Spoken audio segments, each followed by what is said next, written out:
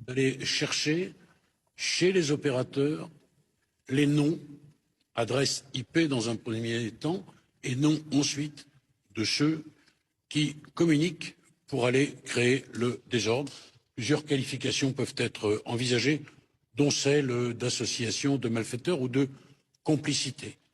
Je veux que la jeunesse sache de façon claire que les procureurs de ce pays iront chercher l'identité des utilisateurs des réseaux, notamment Snapchat, qui sont pour ces jeunes un vecteur de communication pour donner le lieu, le moment et la cible de l'agression.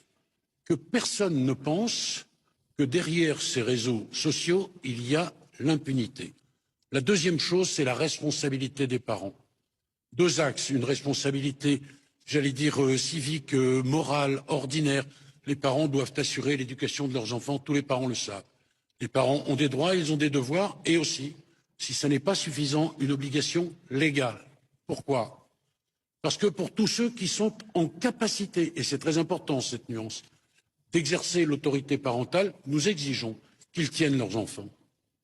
Et il existe une infraction que le code pénal punit de 2 ans d'emprisonnement et de 30 000 € d'amende chaque fois que les parents, par leur désinvolture coupable, mettent en péril l'éducation, la moralité et la sécurité de leurs enfants. Il n'est pas normal, mesdames et messieurs, que des enfants de 13 ans traînent dans les rues pour aller piller des magasins, des bijouteries ou saccager des mairies, des commissariats, des tribunaux. Il faut que ça s'arrête.